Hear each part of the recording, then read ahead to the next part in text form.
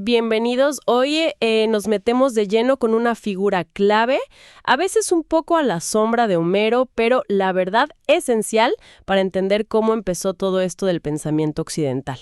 Hesíodo. Tenemos aquí varias fuentes, unas que analizan su filosofía, otras que, exploran su vida o lo que se cuenta de ella, y claro, fragmentos de sus grandes obras, la Teogonía y los Trabajos y los Días. Exacto. La idea es, ver qué peso filosófico real tiene Hesíodo, intentar separar un poco el mito del hombre, si es que se puede, y entender por qué este poeta de Beocia, de una zona rural, ocupa un lugar tan particular en el inicio del pensamiento griego.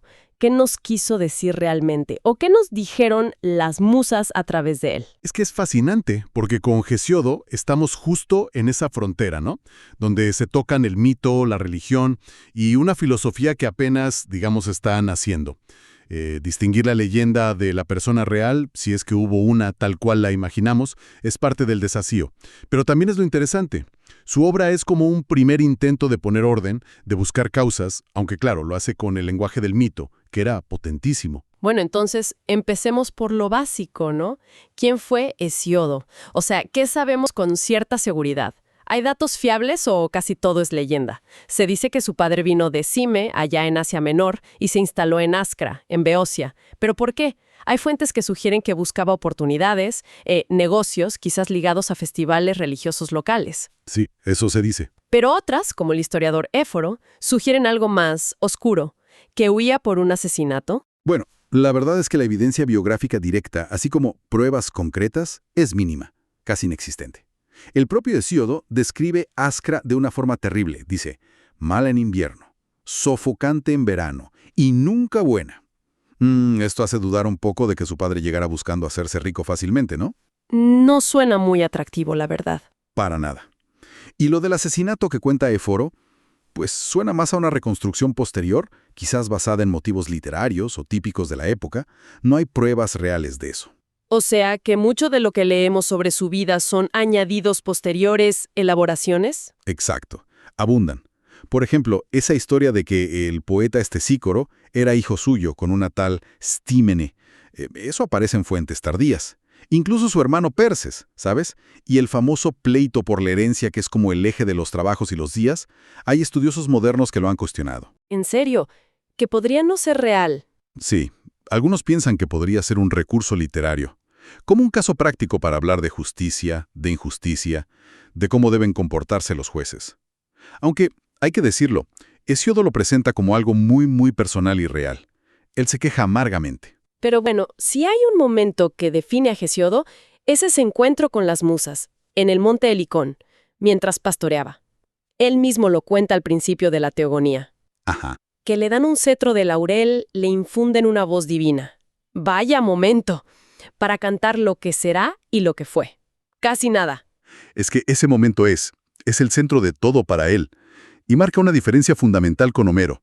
En Homero, la invocación a la musa parece más una convención, ¿no? Una forma de dar autoridad al canto épico. Pero en Hesíodo, hay una afirmación rotunda de verdad revelada. Claro. Las musas mismas le dicen algo que es grave. Sabemos decir muchas mentiras con apariencia de verdades. ¡Qué frase! Pero también sabemos, cuando queremos, proclamar la verdad. Es potentísimo. Ahí está, ¿no? Esa distinción ya suena a filosofía casi, a una reflexión sobre la verdad misma. Totalmente. Es un primer destello de algo que podríamos llamar filosófico.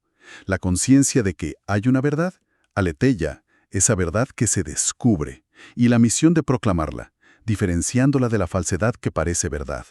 Hesíodo se siente, un portavoz de una verdad que viene de lo divino. Y esto, fíjate, conecta con otra diferencia grande con Homero, la fe de Hesíodo en Zeus. Es una fe profunda, casi personal. La religión en Homero a veces parece un juego de poder entre dioses un poco caprichosos, algo muy de la aristocracia guerrera. Para Hesíodo, en cambio, Zeus es el pilar, el centro del orden cósmico y moral. La Teogonía entonces sería la historia de cómo Zeus pone orden. En gran medida sí. Es la historia de cómo Zeus instaura un reinado basado en la justicia, dique, después de vencer a fuerzas caóticas brutales. Y los trabajos y los días lo muestra como el vigilante supremo de esa justicia entre los humanos. Así que su encuentro con las musas no es un simple adorno poético. Para él es una experiencia religiosa real que legitima su canto, un canto que según él es el mismo que ellas cantan ante el trono de Zeus. Entendido. Ahora, hay un dato que sí parece tener más base histórica, porque él mismo lo cuenta. Su viaje a Calcis, en Eubea, para unos juegos fúnebres por un rey, Anfidamante. Cuentan los trabajos y los días que ganó un premio, un trípode de bronce, con un poema, y que lo dedicó a las musas del Helicón. Esto encaja históricamente. Sí, esto parece bastante sólido. La arqueología ha confirmado que existían certámenes poéticos así en esa zona y época. Se han encontrado trípodes de bronce, beocios, de ese estilo, que datan de finales del siglo VIII o principios del VII a.C. Así que este episodio ayuda a situarlo en el tiempo, y bueno, le da un toque de realidad tangible a su figura. Bien, ya tenemos un poco situado al personaje, entre el mito y la posible realidad. Vayamos ahora al núcleo, a sus ideas. ¿Qué nos enseñan sus grandes poemas? Empecemos por la teogonía. A primera vista parece eso, un catálogo de dioses, quién engendró a quién, pero es más, ¿verdad? Muchísimo más. Es un esfuerzo monumental por poner orden en el universo divino, por explicar cómo surgió todo desde el caos inicial, y sobre todo por justificar por qué el reinado de Zeus es legítimo, es justo. Empieza con el caos, ese vacío primordial. Es curioso, ¿no? Intenta describir algo informe, pero la propia palabra caos ya evoca una imagen, abertura, bostezo. Como si el lenguaje mismo se resistiera a la nada absoluta. Exacto. Luego surgen Gea, la tierra, Tártaro, el inframundo, y Eros, el deseo. Después Erebo, la oscuridad, y la noche. Y de ellos nacen el éter, la luz celeste, y el día. Y a partir de ahí toda esa genealogía divina que está marcada por un tema recurrente, la sucesión violenta. Urano, el cielo, es castrado por su hijo Cronos, animado por Gea, porque Urano retenía a sus hijos dentro de ella. Y Cronos repite la historia, en cierto modo. Sí, Cronos, por miedo a que lo destronen, devora a sus propios hijos. Hasta que Rea, su esposa, consigue salvar al último, a Zeus. Y Zeus finalmente lo vence a él y a los titanes en la titanomaquia, esa batalla cósmica. Correcto. Pero este relato, insisto, no es solo mitología pura y dura.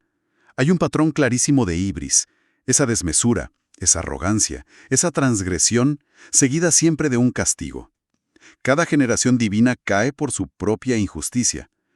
La victoria final de Zeus no es solo un cambio de poder, es la instauración de un orden cósmico basado en Dike, en la justicia. Algunos intérpretes, como mencionabas antes, Agigonoados, ven aquí casi un estrato monoteísta. La fe en Zeus organiza todo el panteón y le da sentido a la historia divina.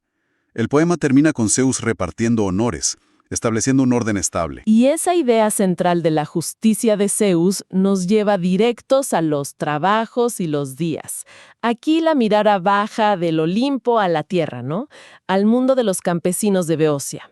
Exacto. Y los grandes temas son justamente la justicia, Dike, y el trabajo, Erga. Y Hesiodo ahí no se anda con rodeos, ¿eh? No, para nada. Introduce esa fábula del halcón y el ruiseñor, que es tremenda. El halcón atrapa el pajarito y le dice básicamente, «Cállate, soy más fuerte, hago lo que quiero contigo». Es una condena brutal de la ley del más fuerte. Y una defensa apasionada de la justicia como la norma que Zeus quiere para los humanos, a diferencia de los animales que sí se devoran entre ellos. Y luego está ese mito tan famoso y la verdad bastante sombrío, el mito de las 5 edades o razas. Oro, plata, bronce, héroes y hierro. Es una de las primeras filosofías de la historia que tenemos. Y sí, es profundamente pesimista. Describe una decadencia continua, una caída. La edad de oro bajo Cronos era idílica, sin trabajo, sin vejez, sin penas. La de plata, dice, fue una humanidad infantilizada, soberbia, que no honraba a los dioses. La de bronce, nacida de los fresnos, era terriblemente violenta, se autodestruyó. Y ahí intercala la edad de los héroes, quizá para conectar con Homero. Es posible. Intercala la generación de los héroes de Troya y Tebas, quizá por respeto a esa tradición épica.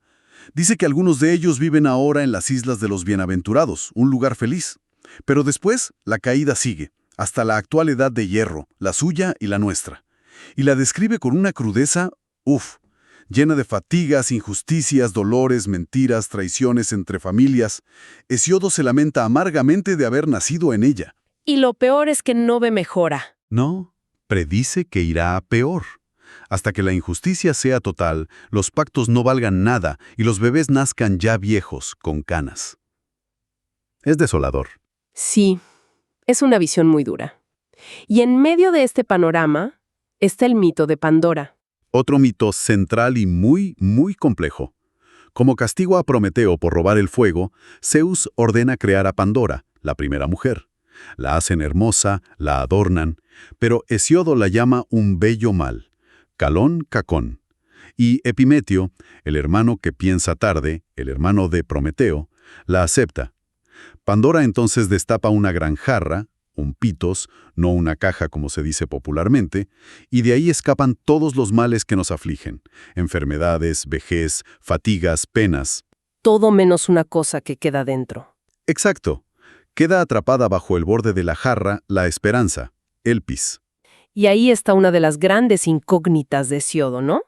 ¿Qué significa esa esperanza? ¿Es buena? ¿Es mala? Es increíblemente ambiguo, y yo creo que deliberadamente.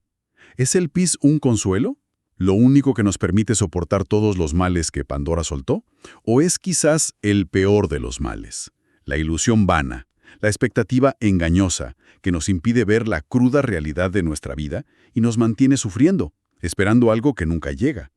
Hesíodo no lo aclara. Lo que sí hace es pintar un cuadro de la existencia humana como algo difícil por naturaleza, marcado por el trabajo duro, por el sufrimiento, como consecuencia de esa separación, de ese conflicto entre dioses y hombres que representan Prometeo y Pandora. Pero, y esto es importante creo, Hesíodo no se queda solo en el lamento, en la queja. Ante esa edad de hierro, ante esos males, propone una forma de vida, una ética. Exacto, no es solo pesimismo y ya. Ofrece una salida, o al menos un camino. El trabajo honrado y la justicia. Lo dice clarísimo. El trabajo no es deshonra. La inactividad sí es deshonra. Y afirma que la excelencia, la arete y la estima acompañan a la riqueza cuando se consigue con esfuerzo. Esto es muy significativo. Refleja una mentalidad distinta a la aristocrática, ¿no? Totalmente. Valora el esfuerzo productivo, no solo el linaje o la gloria en la batalla como en Homero. Parece la voz de esa clase media emergente. Campesinos propietarios, artesanos, gente como quizá fue su padre. Por eso critica a los reyes devoradores de regalos. Claro, esos nobles, los basileis, que dictan sentencias injustas, como las que él dice haber sufrido en el pleito con Perses. Los llama dorofagoi, devoradores de regalos, o sea, corruptos. Pero ojo, no es un revolucionario, no pide cambiar el sistema, acepta la estructura social, pero exige, ruega, advierte a los poderosos que deben actuar con justicia, porque Zeus y su hija Dike, la justicia personificada, los están mirando. Y entonces conecta el trabajo con esa justicia divina. Íntimamente. El trabajo honrado es el camino que Zeus ha dispuesto para que los humanos prosperen de forma legítima. La riqueza que se obtiene por la violencia, por el engaño, por la ibris, esa al final atrae la cólera divina y no dura. Así que el trabajo se convierte en una forma de participar en el orden justo del cosmos, que rige Zeus. Es una ética del esfuerzo y de la rectitud, como respuesta digna a un mundo difícil. Entonces, si juntamos todo esto, ¿dónde situamos a Hesíodo en la historia del pensamiento? Se le suele llamar una figura de transición, ¿verdad? Y creo que es una buena definición, sí. Su intento de dar un orden racional, causal al universo, aunque lo haga a través del mito en la teogonía, ya es un paso hacia la filosofía. Su insistencia en la justicia, Dike, como un principio universal que rige tanto el cosmos como la sociedad humana, es fundamental. Y su reflexión tan profunda sobre la condición humana, el sufrimiento, el trabajo, la verdad, la relación con lo divino, abre caminos que explorarán los filósofos presocráticos. Y esa idea de recibir la verdad de una fuente divina, de las musas, ¿ves alguna influencia directa en filósofos posteriores? Sí, ese modelo de conocimiento revelado, aunque luego se transforme. Lo veremos. El caso más claro es Parménides. Parménides, claro. Él también presenta su filosofía sobre el ser como una revelación que recibe de una diosa, y su distinción radical entre la vía de la verdad, la realidad única e inmóvil, y la vía de la opinión, el mundo engañoso de las apariencias que perciben los mortales, bicéfalos como él los llama, parece dialogar, quizás para superarla, con la distinción de Hesíodo entre la verdad de las musas y las mentiras que parecen verdades. Incluso el ser de Parménides, descrito como compacto, limitado, homogéneo, parece una respuesta filosófica al caos primordial e informe de Hesíodo. Interesante esa conexión. ¿Y con otros presocráticos? Podríamos pensar en Pitágoras, quizás en la importancia que le da a ciertos números. Hesíodo usa el 9 simbólicamente para medir distancias cósmicas, o en la idea de una sabiduría sobre el alma y el cosmos que viene de una fuente superior, divina. Por otro lado, Genófanes criticará duramente el antropomorfismo de los dioses, algo que Hesíodo representa sin complejos, ¿no? Les da pasiones humanas, formas humanas. Cierto. Y Heráclito, con su famoso desdén por la polimatía, ese saber muchas cosas sin entender lo esencial, lo único, bueno, podría estar lanzando una indirecta a figuras como Hesíodo, que aspiraban a un conocimiento muy amplio sobre dioses, hombres, naturaleza, trabajos agrícolas. Además de los filósofos, su influencia en la literatura posterior fue enorme, ¿cierto? Inmensa, especialmente una obra que se le atribuye el Catálogo de las Mujeres Eneas. Hoy está casi perdida, pero conservamos fragmentos. Fue una fuente inagotable para los poetas líricos como Píndaro y para los grandes trágicos, Esquilo, Sófocles, Eurípides. Bebieron mucho de ahí para sus tramas. Y siglos después, en la época helenística, poetas muy importantes como Calímaco lo reivindicaron. Lo vieron como un modelo de poesía erudita, cuidada, diferente de la épica grandiosa de Homero. Una alternativa, digamos. Hay un tema que siempre sale al hablar de Hesíodo: las posibles conexiones con Oriente Medio. Grecia en esa época estaba en contacto con muchas culturas. Hay base para pensar en influencias orientales en su obra. Mira, hay paralelismos que son muy llamativos. Es difícil ignorarlos, sobre todo en la teogonía.